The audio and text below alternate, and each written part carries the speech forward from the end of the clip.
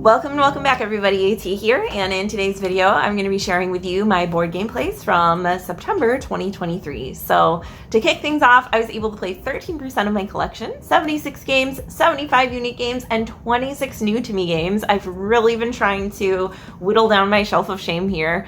Unfortunately, I was only able to play about half the games that I played last month, and that is largely due in part to the fact that right here in the middle month I got very ill. So hopefully next month we'll be able to pick things back up there. Over here we have a couple of new games. Call of the Wild was the one game I played twice. It is a real-time bluffing game where you are making animal noises trying to match with different people, and if you make the same animal noise as someone else, then you can choose to meet up. If you're the same animal, then you mate and you each get a point, but if somebody is lying and they're an animal that can actually eat you, then they're going to take both cards and score 2 points. It's a really interesting mix of mechanisms that I've not seen put together before, and it was quite fun, I have to say. Another new game I was able to try out is the Dinosaur Island Roar and Write. Dinosaur Island was not my favorite game. If you're familiar with it, I wasn't a big fan of the randomness with the hooligan meeples, and I thought it ran a little bit long. Another roll and write that's very similar that I'm a huge fan of is Welcome to Dino World. So I was interested to see how Dinosaur Island Roar and Write matched up. It was kind of like a mixture of the two games. This one was pretty fun, but I think I would have to play it more to see whether or not I like it more than Dinosaur World or not. Moving right along, I also got to try Mask of the Red Death for the first time. The art for this game is absolutely gorgeous. This is a deduction style game where you are going to be trying to go throughout the night in a party, ascertaining where the Red Death will be moving throughout once midnight comes around, and then you have programmed movements to try to avoid them. I thought it was pretty interesting. It was a lot of information to remember, and unfortunately with a player count of 4 to 7 players, that's a very niche kind of player count to try to hit. So this one did not stay in my collection, but I'm glad I got to try it. Redwood is the game that just came out. One of my friends brought it over. They purchased it at Gen Con.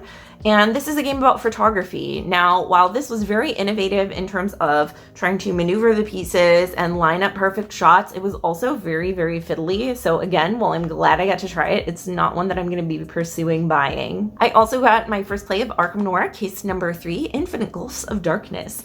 Arkham Noir is a series of solo games with a Lovecraftian horror theme. I have played through the first 2 cases and I love them. They are super fun. I was finally able to get case number 3 to the table for the first time, so that was really exciting as well.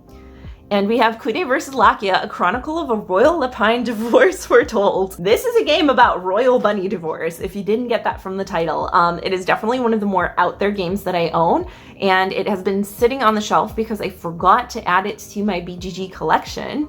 So anytime I would look at my unplayed games, it wasn't popping up, and so it wasn't on the forefront of my mind until I thought, oh my gosh, I haven't played Quirky vs. Lakia yet. I need to get that to the table.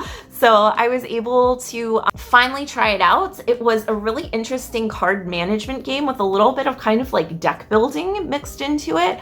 But instead of like with the traditional deck builders where you draw up a certain number of cards, all the cards that you collect then go into your hand, and you can use them to maneuver things with different characters and win favor. So the theme of this game was super quirky and the gameplay was actually pretty fun, so really excited to try that one again soon. We have a lot of other favorites, but another new game was Psychic Pizza Deliverers Go to the Ghost Town. Whew, that's a mouthful, just like the last game. This is a game where one person plays as the mayor and they have a secret map of where all the houses and pizzas are, and then everybody else plays as a psychic pizza deliverer who has to go around blindly trying to pick up pizzas and deliver them to the correct houses. My one qualm with this game is that there was just kind of a variant where the mayor can win, and that's if the game progresses more than 20 rounds, but there's nothing the mayor can really do to influence that. So it's just kind of a timing mechanism to see how quickly people can get their pizzas, but beyond that, it was super cool and super fun, and I'm really looking forward to trying this one again as a player instead of the mayor and see how that goes. Mystic Market is a really cool little resource management game. One of the big things about it that makes it really stand out is the fact that you have these little vials, kind of like you see in this picture. There's an actual component where the vials are full of glitter and they slide up and down to adjust the market pricing. It's just a really quick kind of economic trading game, and I think the components really kind of make it a little extra special, so that was fun. Frontier is a new game from Impatient Games, Shadi Torbey's publishing company, and this is a 1 to 4 player card management game where you are going to be trying to save the forest from the devil. I got to play this at 2 players. I think it will be best as a solo game. I really can't see it playing at 3 or 4 because there's no hidden information or special things that you can do on your turn that your teammates can't. So I think this one will stay as a solo one for me. Hunted Kobayashi Tower is a game that I've had on my radar for quite some time. It's a 1 to 2 player game in the Hunted universe. I believe this was the first one, or maybe Mining Colony was. Don't quote me on that. But this is a dice rolling game where you're going to be progressing through the tower, trying to fight terrorists and rescue your wife. I ended up getting this one back in April at a local game convention for the charity auction. It was one that I had, like I said, wanted to try for a while, but I wasn't sure how much I would like it, so I didn't want to invest too much money in it. But I would say that based on the first playthrough, my view on it is skewed slightly positive, where there's a little bit more going on than I originally had thought. Sakanobori is a 3 to 5 player game where you are playing as salmon trying to swim up a river that you're collectively building using cards. But the catch is that there are secret bear cards that may be placed, and if you are caught by a bear, then you're out of the round and you have limited points. This game was not the best game, but it was certainly unique, and the art was very, very endearing. Being that it's 3 to 5, this was the first time I got to play it. Fika is a newish 2-player game.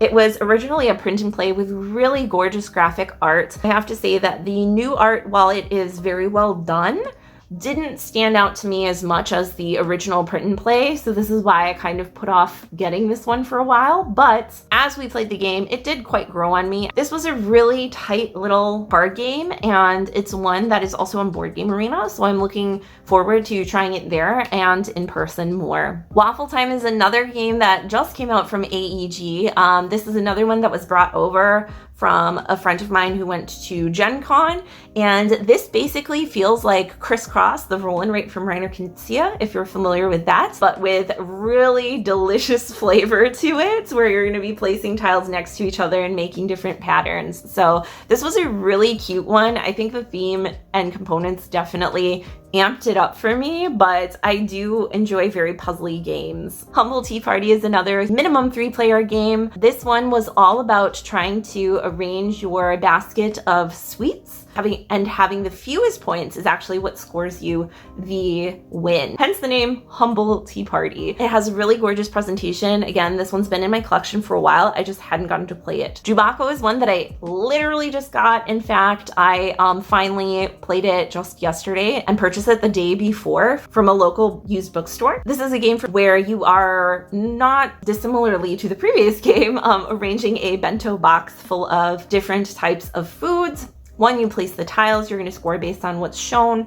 It kind of felt like a combination of Azul and Gingerbread House. And between those 3, or this and any of those 2, I would always rather play Gingerbread House, so I actually ended up gifting this one to the friend that I played it with because they enjoyed it quite a bit. Just One is a party game that y'all probably have heard about. It was my first time playing it. I finally found a cheap copy again at a used bookstore. But basically, you are working cooperatively to try to give your guesser clues as to the word that they're trying to look for. But the catch is that if multiple clues are repeated, secretly write them down, then those clues will cancel each other out and your guesser will only get the clues that are left over. This was a really fun one to be able to try out, and I'm glad I finally have it in my collection. Tin Helm is a Jason Glover mint tin game. This is one of the earlier volumes. I just hadn't gotten to play it until quite recently, and it was a really fun dungeon crawl. I really love the aesthetic of Jason's games.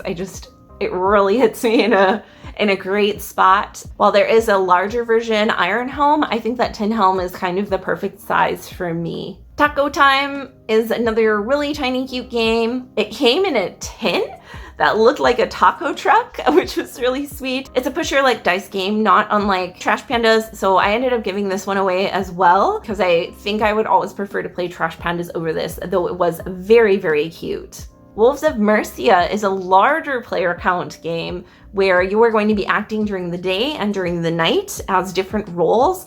It's very similar to Werewolf, where you have kind of secret objectives that you're trying to accomplish until somebody's win condition has been achieved. I had heard really good things about this game. The art is absolutely gorgeous. I'm not sure if it was because we played it with a relatively small group of 6 people, but it really didn't hit with me as well as Werewolf or some other larger social deduction games in this style. Cinderella Magic, on the other hand, is such an amazingly cute game. It's a game where you're going to play cards face up for their actions or face down in order to count towards the full pool. Basically, you're trying to see if everybody collectively has all the items that Cinderella needs to go to the ball. And once you think that has been achieved, you're going to say, I'm going to the ball, and anybody who agrees can go with you. And if you're correct, then you get a glass slipper, and if you're not, then the other opponents do. It is very similar to Stew, also from Jason Glover, if you're familiar with that title. I've talked about it quite a bit. Cinderella Magic was a really cute alternative to that I'm really excited to be able to bring around as a little filler closer type situation. Another new game that I finally got to the table is Where Am I?, which is an Alice in Wonderland tea party style game that comes with an actual freaking little tea set. Basically, you have a hidden role, and your options are to place a guest at the table, to set the table with different components, which will score each person points based on where they're sitting, or to try to guess who the other players are. And all 3 strategies are viable ways of getting points and being able to win the round. This game was a lot more engaging and a lot more thought-provoking than I thought it would be, which is why it sat on the shelf for so long and I'm kicking myself. This was one of those girl games that I thought I would never be able to find a copy of, and then lo and behold, one day after ranting about it, driving an hour out to a used bookstore, it was just freaking on the shelf. Like, how cool is that? So I'm really glad that I finally got to play it, and really glad that it exceeded my expectations in terms of gameplay. Decula is a newer solo game from Dr. Mindflip. In this card management game, you are going to be getting cards and trying to lure in guests while redecorating your manor as it's gone into disrepair after centuries of being asleep. I really enjoyed the art and theming of this game. I think it's going to take me a couple more playthroughs to really kind of learn the cards and see what kind of combos that I can set up, but it was a really unique and fun theme and an enjoyable experience overall. Moku Tower is a game that I just learned about, and as soon as I saw it, I had to have it. Luckily, I was able to pick it up in a local sale. It has these beautiful, gorgeous pieces that look like an art sculpture, but it's actually a game as well. So it is a dexterity game where you have to stack pieces based on the cards. The cool thing about this one is it's got a push your luck element, so you can go for more points in the time given, but if you fail, then you don't get any points. And the amount of time that it takes you to get, you're gonna flip over the sand timer, give it to the next player, and the opposite of that is how much time they have. So there's a lot of interesting kind of risk and strategy there on top of just the dexterity element that made this game really fun and engaging. I'm very much looking forward to playing it more in the future as well. Sail is a brand new 2-player cooperative trick-taking game. It's got gorgeous art from Webers and Santiago, which I absolutely love. I really enjoy trick-taking. I really enjoy 2-player trick-taking games, and the idea of a cooperative one. I love Fox and the Forest Duet. I think that's kind of the gold standard, and Sail compared to it was not quite as good. I think I would typically prefer to play Fox and the Forest Duet. However, there are some more challenging scenarios for Sail that I'm interested in trying, and while I might not like it over Fox and the Forest Duet, I'm glad to have both to have some variety in that very niche genre of 2-player cooperative trick-taking games. Stackosaurus is another brand new game that I picked up on a super long half-price books haul. I thought this would be just a silly kids game. It's got these chunky rubber dinosaurs that you stack on top of each other, and they're not allowed to touch the lava. Again, I just kind of thought it would be a whatever game, but it was super cute and super cheap. However, upon playing it, it was quite challenging and very fun. So if you place pieces that end up knocking over others or touching the lava, you have to then take those pieces, and the first person to get rid of all their dinosaurs is the winner. So this was a really fun one to discover. But Real Limited is one of the newest Button Shy titles. It is another Scott Alm solo game. I got a surprise package in the mail, and you will definitely be hearing more about this one in a solo party video, but it is a puzzle game where you are trying to seat all of your passengers onto the rail car.